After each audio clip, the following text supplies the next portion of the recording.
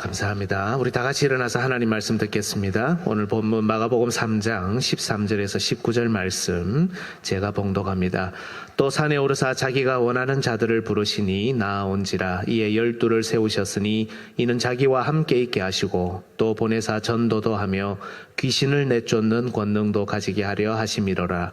이 12를 세우셨으니 시몬에게는 베드로란 이름을 더하셨고 또 세베대의 아들 야고보와 야고보의 형제 요한이니 이 둘에게는 보아너게 곧 우레의 아들이란 이름을 더하셨으며 또 안드레와 빌립과 바돌로메와 마테와 도마와 알페오의 아들 야고보와 및 다데오와 가나나인 시몬이며 또 가룟 유다니 이는 예수를 판 자더라. 아멘. 네, 자리에 앉아 주십시오. 오늘 추수감사주일입니다. 우리 옆에 분들하고 한번 즐겁게 인사하면 좋겠습니다. 주님의 이름으로 사랑하고 축복합니다. 네, 오늘 추수감사주일을 보내면서 하나님께서 우리에게 베푸신 은혜, 또 그 복을 또 옆에 성도들과 또 그 기쁨을 나누고 또 서로 축복하고 사랑하는 그런 복된 한 주일이 되었으면 좋겠습니다. 여러분, 우리는 지난 2주간에 걸쳐서 오늘 본문 16절과 17절을 살폈습니다.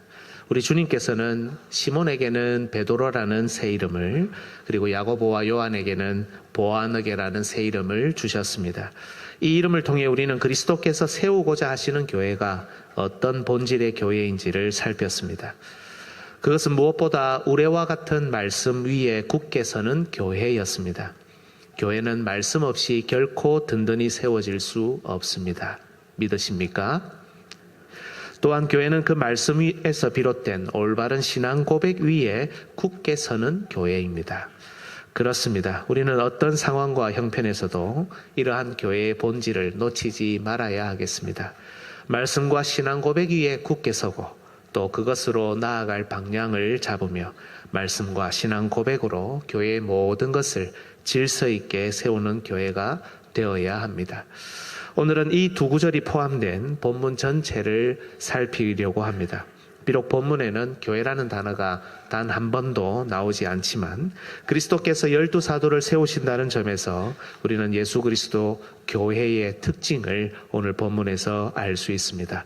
그것은 첫 번째, 교회가 대안 공동체라는 겁니다. 두 번째는 교회가 증인 공동체라는 겁니다. 세 번째는 지난 시간에 우리가 살폈듯이 말씀 공동체라는 것이고요. 네 번째로 교회는 열린 공동체다라는 원리를 오늘 본문에서 발견할 수 있습니다. 오늘은 첫 번째 되지만 살피도록 하겠습니다. 첫 번째, 교회는 대안 공동체다라는 겁니다. 여러분, 그렇다면 교회는 무엇을 대신하는 대안 공동체냐라는 질문이 들죠. 정답은 이렇습니다. 조금 말은 어려울 수 있는데 그렇게 어려운 것은 아닙니다. 예루살렘을 중심으로 하는 옛 언약 공동체, 이스라엘에 대한 공동체라는 겁니다. 여러분, 구약시대 하나님께서는 이스라엘을 선택하셨습니다. 이들은 하나님의 약속을 받은 언약 백성이었습니다. 세상 그 어느 나라 백성도 이스라엘과 같은 특권을 받은 적이 없을 정도로 이들은 하나님의 사랑을 듬뿍 받았습니다. 하지만 이들은 하나님의 말씀을 버렸고 실패했습니다. 그 이름만 남은 채 모든 언약의 특권을 잃어버린 것이죠. 이것은 예수님 당시에도 마찬가지였습니다. 따라서 예수님께서 지금 12사도를 통해 세우시는 이 교회는 바로 옛 언약 공동체를 대신하여 잃어버린 모든 영적인 기능을 회복하는 그런 대안 공동체라는 겁니다.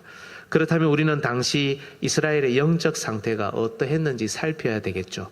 그래야 그 대안으로 교회가 무엇을 제시해야 하는지를 알 수 있기 때문입니다. 여러분, 저는 사복음서를 읽으면서 늘 궁금하던 몇 가지 중에 하나가 있습니다. 예수님 당시 이스라엘에는 어찌 그리 귀신 들린 사람이 많았냐라는 겁니다. 여러분, 혹시 사복음서 읽으시다가 한 번이라도 이런 질문을 가슴으로 또 다른 사람에게 해보신 적이 있습니까? 오늘 본문 앞구절도 보면 예수님께서 많은 병자를 고치시는데 특히 귀신 들린 사람을 많이 고치셨다는 것을 알 수 있습니다. 오늘 본문 앞을 한번 볼까요? 마가복음 3장 10절에서 12절 제가 강조하는 표현을 적어놨는데요. 이는 많은 사람을 고치셨으므로 병으로 고생하는 자들이 예수를 만지고자 하여 몰려왔습니다. 많은 병자를 고치셨죠. 그 다음 구절, 더러운 귀신들도 어느 때든지 예수를 보면 그 앞에 엎드려 부르짖어 이르되 당신은 하나님의 아들이니이다 하니 예수께서 자기를 나타내지 말라고 많이 경고하시니라. 많은 귀신 들린 사람이라는 표현은 없지만 이 과정에서 우리는 병자뿐 아니라 많은 귀신 들린 자를 예수님이 고치셨다는 것을 알 수 있습니다. 마가복음 1장 25절을 보면 예수님이 공간복음 이 마가복음 상으로 처음으로 귀신 들린 자를 고치는 장면이 나옵니다. 예수께서 꾸짖어 이르시되 잠잠하고 그 사람에게서 나오라 하시니 더러운 귀신이 그 사람에게 경련을 일으키고 큰 소리를 지르며 나오는지라. 예수님이 이렇게 귀신을 고치고 나니까 소문이 쫙 났죠. 그러다 보니까 주변에 있는 수많은 귀신 들린 사람이 예수님을 찾아오는 겁니다. 마가복음 1장 32절에서 34절 몇 구절 내려가면 이 구절이 있습니다. 저물어 해질 때에 모든 병자와 귀신 들린 자를 예수께 데려오니 온 동네가 그 문 앞에 모였더라. 예수께서 각종 병이 든 많은 사람을 고치시며 그 다음요 많은 귀신을 내쫓으시되. 오늘 본문 15절에도 보면 예수님께서 12사도에게 귀신을 내쫓는 권능을 주십니다. 나중에 마가복음 6장에 가면 예수님께서 이 12제자를 둘씩 짝지어서 파송하시는 장면이 나오는데요. 거기에도 보면 더러운 귀신을 제어하는 권능을 주셨다는 것을 알 수 있습니다. 마가복음 6장 7절 우리 같이 한번 읽어볼까요? 시작. 12제자를 부르사 둘씩 보내시며 더러운 귀신을 제어하는 권능을 주시고. 물론 여러분 다른 본문 이 똑같은 사건을 기록한 다른 본문을 보면 이때 예수님께서는 제자들에게 병과 약한 것을 고치는 능력도 주셨다는 것을 알 수는 있습니다. 하지만 앞서 살폈던 오늘 본문 앞에 이런 문맥들 이 귀신에 관한 언급들 이걸 잘 생각해 보면 분명 예수님께서는 다른 병자를 고치신 약한 걸 고치시고 이런 표현도 있지만 특히 귀신을 제어하는 권능을 주시는 것 여기에 특별한 관심이 있다는 것을 알 수 있습니다. 여러분 생각에는 어떻습니까? 어느 시대 어느 지역을 가보더라도 병자가 많겠습니까? 귀신 들린 사람이 많겠습니까? 어떻습니까? 지금 이 시대에 우리 딱 보면 귀신 들린 사람이 많습니까? 병자가 많습니까? 병자가 많죠. 어느 시대 어느 지역을 가도 저는 마찬가지였을 거라고 생각합니다. 그런데 예수님은 병자를 고치시는 권능을 주셨다 이렇게 표현 잘 안 하고요. 귀신을 제어하는 권능을 주셨다. 귀신 들린 많은 사람을 고치셨다. 여기에 더 관심을 두고 계셨다는 겁니다. 물론 예수님 당시에 왜 이렇게 귀신 들린 사람이 많았느냐 하는 것에 대한 연구는 더 필요하지만 한 가지 분명한 것이 있습니다. 이 모습은 예수님 당시 이스라엘의 영적인 상태가 얼마나 어두웠고 얼마나 침체기였고 얼마나 아무것도 할 수 없는 상태였는지를 잘 보여준다는 겁니다. 생각해 보십시오. 하나님 나라에 어떻게 이렇게 귀신 들린 사람이 많습니까? 하나님께서 권능으로 다스리는 나라에 어찌 이리도 악령들이 설쳐되고 있냐는 겁니다. 도대체 이스라엘의 영적 지도자들은 뭘 하고 있었습니까? 여러분 구약 성경을 잘 보면 사실 사울 왕 정도를 제외하고는요. 귀신 들린 사람, 악령에 사로잡힌 사람, 악령으로 고통당하는 사람 그렇게 많이 나오지 않습니다. 하지만 구약 성경도 이방신과 악한 영에 관해서는 단호하게 대적하며 그들을 사용하고 그들에게 섬기는 이 행위들을 금지합니다. 신명기 32장 17절 한번 보십시오. 그들은 하나님께 제사하지 아니하고 귀신들에게 하였으니 그야말로 귀신들입니다. 곧 그들이 알지 못하던 신들, 근래에 들어온 새로운 신들, 이 우상 다른 신들 말하잖아요. 근데 이 두 개를 같이 묶어서 설명하면서 너희의 조상들이 두려워하지 아니하던 것들이로다. 이것을 금지하고 이렇게 하면 안 된다는 말씀들을 합니다. 스가랴 13장 2절에도 만군의 여호와가 말하노라 그날에 내가 우상의 이름을 이거는 다른 신의 이름을 말하는 거죠. 이 땅에서 끊어서 기억도 되지 못하게 할 것이며 거짓 선지자와 더러운 귀신을 이 땅에서 떠나게 할 것이라. 같이 묶어서 설명하는 겁니다. 이런 귀신, 이런 우상, 이런 악한 영은 사용하지도 말고 만나지도 말고 뭘 하려고도 하지 말고 금지하고 배격하고, 그래서 이스라엘이 그 순수함이, 그 영적인 아름다움이 계속해서 지켜지도록 그렇게 해야 된다는 이런 배경을 갖고 있단 말입니다. 이런 배경을 가진 이스라엘은 당연히 예수님 당대에도 귀신을 제어하고 영적인 침체를 겪지 않아야 되는 겁니다. 그런데 당시 이스라엘은 이상하리만큼 정말 많은 사람이 귀신에 들려 있었고 악한 영의 고통을 당하고 있었다는 겁니다. 이것은 분명 그들의 영적인 상태가 얼마나 어두웠는지를 잘 보여줍니다. 그들의 모든 영적인 힘과 권세가 땅바닥에 떨어져 있었다라는 뜻입니다. 게다가 여러분, 이스라엘 지도자들의 모습은 정말 웃깁니다. 제가 웃긴다는 표현을 쓸 만큼 웃깁니다.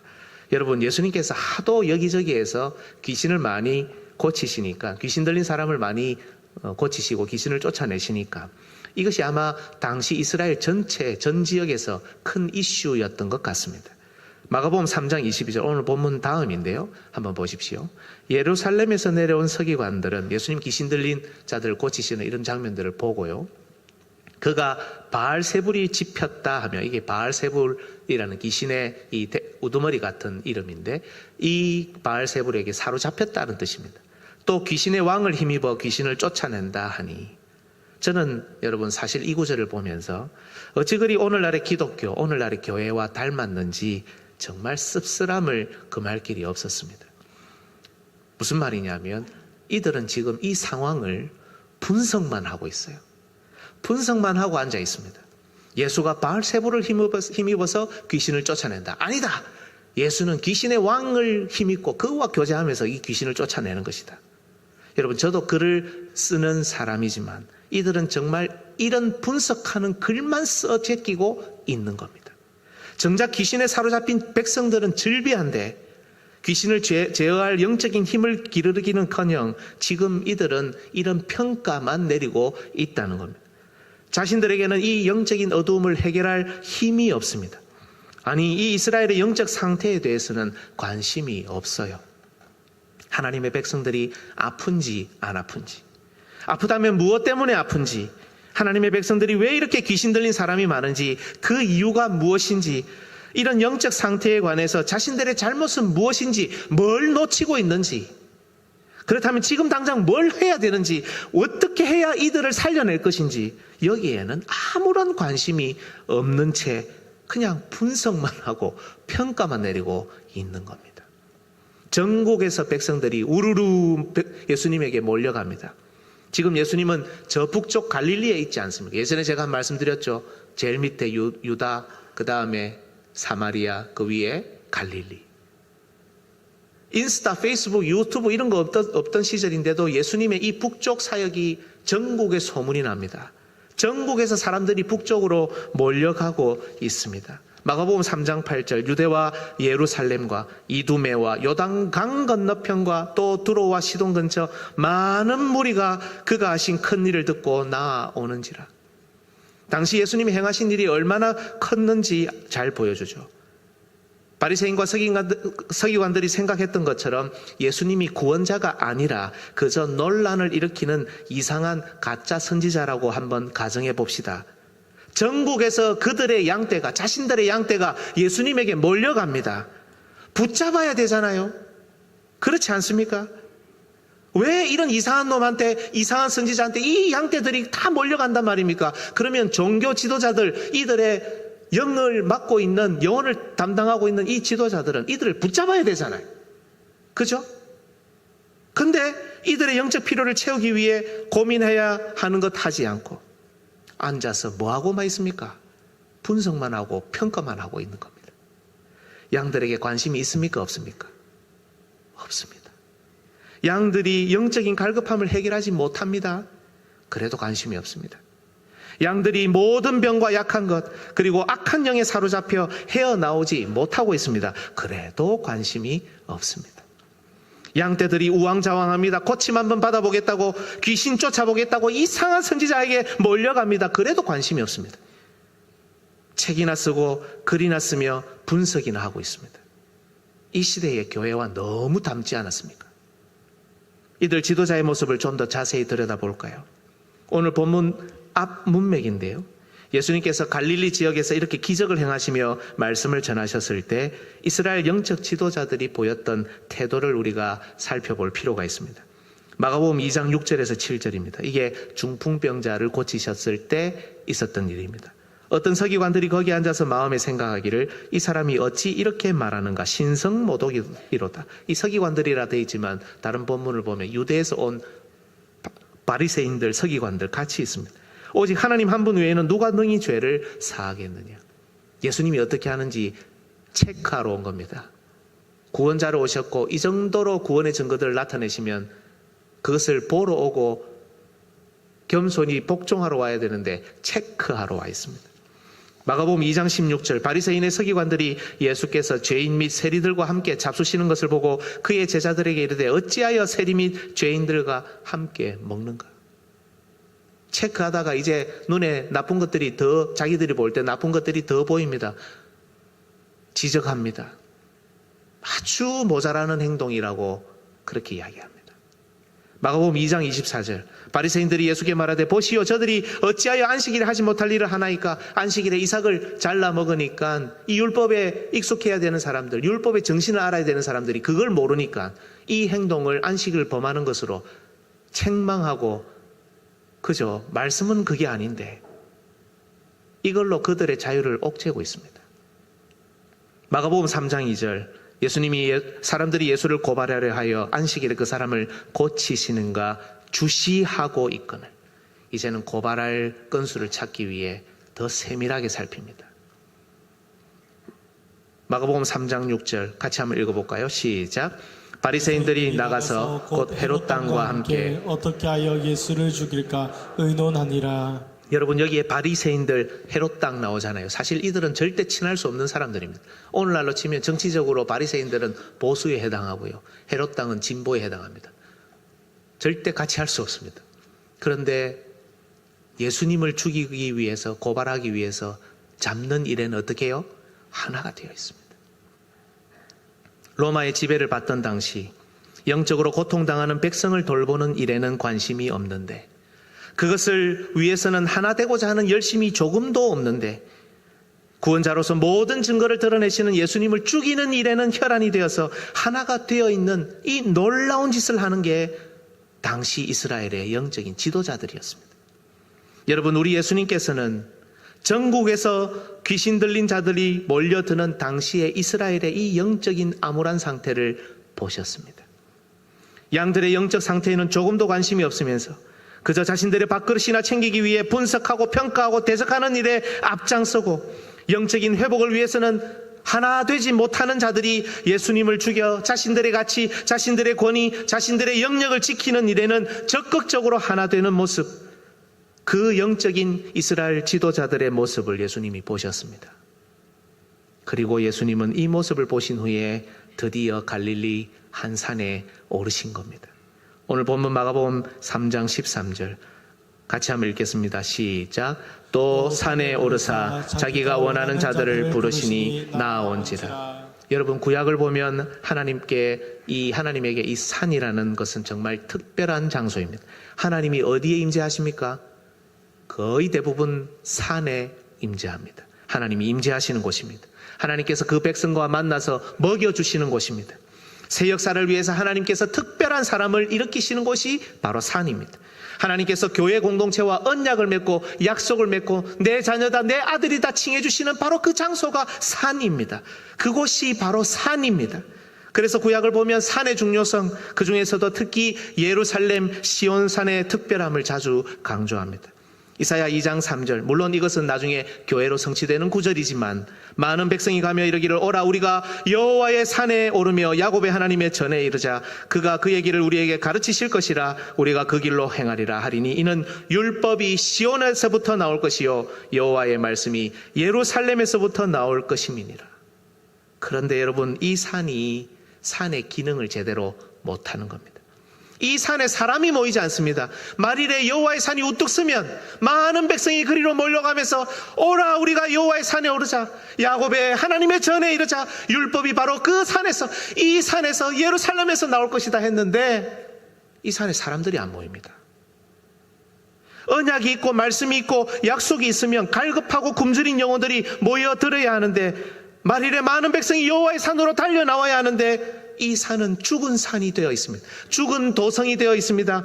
죽어서 죽은 사람들만 가는 공동묘지가 되어 있는 겁니다. 이때 예수님은 예루살렘이 아닌 저 멀리 갈릴리의 한 산에 올라 예루살렘을 대신할 새로운 대안 공동체를 세우십니다. 먼저 예수님은 자기가 원하는 자들을 부르셨습니다. 그리고 그 중에 12를 따로 세우십니다. 오늘 본문 14절, 이에 12를 세우셨으니, 여러분, 아무리 증거가 없다고 해도 이는 이 12명의 사도는 분명 구약 이스라엘 12지파를 대신할 새 이스라엘을 보여주는 겁니다. 마태복음 19장 27절에서 28절, 이에 베드로가 대답하여 이르되 보소서, 우리가 모든 것을 버리고 주를 따라 싸운데 그런즉 우리가 무엇을 얻으리이까? 예수께서 이르시되 내가 진실로 너희에게 이르노니 세상이 새롭게 되어 인자가 자기 영광의 보좌에 앉을 때에 나를 따르는 너희도 12 보좌에 앉아 이스라엘 12지파를 심판하리라. 그죠? 이 갈릴리의 산에서 예수님은 새 역사를 일으킬 새로운 대안 사역자들을 세우신 겁니다. 이 산에서 세워진 공동체가 예루살렘의 시온산을 대신할 겁니다. 이 산에서 세워진 새 이름의 교회 공동체가 옛 언약 공동체인 이스라엘을 대신할 겁니다. 죽은 도성, 죽은 산, 영적으로 아무것도 할 수 없는 그 공동체 말고요, 새 공동체로. 주 안에서 사랑하는 여러분, 예수님께서는 언제 12제자를 불러 따로 세우셨습니까? 구약교회가 영적인 기능을 잃어버렸을 때입니다. 옛 언약 공동체인 이스라엘이 자신의 양떼를 돌보지 못했을 때입니다. 양떼의 영적인 갈급함을 해소하지 못할 때, 영적인 굶주림을 해결하지 못할 때였습니다. 악한 영들에게, 공중의 권세 잡은 자에게 자신의 양들을 빼앗겨 놓고도 앉아서 분석이나 평가나 일삼으며 아무것도 하지 않고 아무것도 할 생각이 없는 바로 그 공동체의 그 모습을 보았을 때입니다. 오히려 구원자를 비판하고 구원자를 배격하며 구원자를 죽이기 위해 혈안이 된 그때 우리 예수님께서는 갈릴리의 어느 한 산에서 12명을 따로 세우시며 이 새로운 공동체를 조용히 이 세상 가운데 시작하셨습니다. 오늘 본문에는 나오지 않지만 같은 사건을 기록하고 있는 누가복음을 보면 예수님께서는 이 산에서 밤새도록 하나님께 먼저 기도하셨습니다. 이 모든 영적인 상황을 보며 가슴 아프셨던 예수님께서는 새로운 공동체를 시작하기 전에, 새로운 사람들을 일으키시기 전에 먼저 밤이 새도록 기도하셨던 겁니다. 주 안에서 사랑하는 성도 여러분, 교회는 어떤 공동체입니까? 우리 마음대로 하는, 우리의 의견들이 최고인, 우리의 모임이 중요한, 우리의 교제가 중요한, 우리가 잘 먹고 잘 사는 게 중요한, 우리가 서로 잘 지내는 게 중요한 그런 공동체입니까? 아닙니다. 교회는 대안 공동체입니다. 그리고 교회는 대안할 수 있는, 대신할 수 있는 공동체가 되어야 합니다. 그렇다면 무엇을 대신하며 무슨 대안을 제시하는 공동체입니까? 여러분, 이때 착각하시면 안 됩니다. 세상이 아닙니다. 타락한 정치를 대신하는 공동체가 아닙니다. 타락한 사법 질서, 타락한 사회 질서, 타락한 예술과 문화를 대신하고 대안하는 그런 공동체가 아닙니다. 교회는 그런 기능을 위해 절대 세워지지 않았습니다. 그것은 성도 여러분이 세상에서 직접 하실 일들입니다. 주 예수 그리스도께서 세우신 교회는 타락하는 기독교, 힘을 잃어버린 교회 공동체, 영적인 갈망을 상실한 영적 지도자들을 대신하는 언제나 새 이름을 가진 새로운 대안 공동체로 이 땅 가운데 서 있고 또 서 있어야 합니다. 주 안에서 사랑하는 여러분, 그러면 질문해야 되겠죠. 그렇다면 우리 교회는 이 시대의 대안 공동체로 서 있습니까? 우리 교회에 오면 대안이 있습니까? 우리 교회는 다른 공동체를 대신할 만한 공동체입니까? 혹시 영적으로 힘을 잃은 자들이 많은 교회가 아닙니까? 영적 회복과 권능에는, 그 회복에는 관심이 없이 자신의 안위나 지키는 자들이 많은 교회가 아닙니까? 대안 공동체로 서기 위해 기도하자도 꿈쩍하지 않는 교회 아닙니까? 형제 자매에 관해 분석이나 평가나 내리고 있는 그런 공동체 아닙니까? 영적인 힘이 부족한 자들에게 손 한 번 내밀지 못하고 입 한 번 열지 못하는 자들이 많은 그런 힘 빠진 공동체 아닙니까? 자기 생각과 맞지 않는다고, 자기 판단과 맞지 않다고, 자기 경험과는 맞지 않다고 선포되는 말씀에 교회가 걷는 길에 목회자와 당회가 성도들의 영적인 상태를 보며 결정한 목회 방침에 성도들의 갈급한 목소리를 들으며 그 소리에서 시작하여 출발해서 만들어낸 대안에 자신이 하나님의 위치에 올라 자신과 교회를 분리하며 마치 남의 집 이야기하듯이 자기는 이 교회에 다니지 않는 것처럼 분석하고 평가하는 자들이 많은 교회 아닙니까? 바리새인과 서기관들처럼 함부로 말하고 함부로 행동하는 교회. 자기 위신, 자기 입장, 자기 판단으로 똘똘 뭉쳐 결국 하나님의 백성을 다른 대한 공동체에 빼앗기는 교회 아니냐는 질문을 우리가 우리 스스로에게 해야 되는 겁니다. 과연 우리는 예수님께서 세우시는 새 이름을 가진 교회, 이 시대에 대안을 제시하고 대신할 수 있는 그런 공동체로 서 있습니까? 주 안에서 사랑하는 여러분, 오늘 우리는 한 해를 추수하는 추수감사주일로 지키고 있습니다. 저는 무엇보다 우리 한 사람 한 사람이 하나님께서 추수하시는 귀한 알곡이 되기를 간절히 소망합니다. 우리 교회가 이 시대의 대한 공동체로서의 열매를 맺어가는 그런 열매가 되기를 간절히 소망합니다. 정결함을 회복해가는 교회, 잃어버린 영적인 힘을 점점 더 회복해가는 교회, 갈급하고 굶주린 영혼들이 회복되며 힘을 낼 수 있는 교회, 분석이나 평가나 하고 앉아있는 그런 교회가 아니라 당장 영적으로 궁핍한 영혼을 위해 자신을 던질 줄 아는 교회, 이것이 예수님께서 세우고 싶어 하시는 우리 교회가 가져야 할 특징입니다. 여러분, 오늘 주님께서는 여러분 한 사람 한 사람을 이 시대에 힘을 잃고 타락해가는 교회의 현실 속에서 대안으로 세우시기를 원하고 추수하기를 원하십니다. 우리 주님께서 대한 공동체로 12사도를 세우시면서 밤이 새도록 기도하셨습니다. 우리 교회가 이 시대의 대안으로 해결책으로 우뚝 서기 위해서는 여러분 먼저 기도해야 합니다. 교회가 기도한다 할 때 그건 어떤 다른 존재가, 어떤 시스템이, 어떤 조직이 기도하는 게 아니에요. 여러분, 교회가 기도하자 할 때 누가 기도합니까? 장로님, 집사님, 권사님, 성도님, 연세가 많으신 분들부터 어린 아이에 이르기까지 여러분, 우리가 기도하는 겁니다. 교회가 이런 교회가 돼야 되기 때문에, 기도하지 않고는 절대로 이런 교회가 될 수 없기 때문에, 기도하지 않고는 내 삶이, 나의 가정이 이런 대안으로 해결책으로 이 세상 가운데 서지 못하기 때문에 여러분, 기도하며 시작해야 되는 겁니다. 기도에 참여하십시오. 그리고 대한 공동체로 우뚝 섭시다. 어제까지는 그렇게 서지 못했다 할지라도 오늘부터는 예수님께서 세우시는 바로 그 교회, 바로 그 대한 공동체가 되어야 합니다. 양떼를 함께 돌아봅시다. 사람을 살립시다. 자녀들을 살리고 우리 어르신들에게 생기를 불어 넣읍시다. 영적인 모든 어두움을 물리치고 주께서 주시는 영적인 권세와 권능을 점점 회복해가는 교회가 됩시다. 이와 같은 은혜가 풍성하여 화명중앙교회라는 이 놀라운 새 이름대로 교회를 세워나가는 모든 주의 백성들 되시기를 주님의 이름으로 축복합니다. 아멘.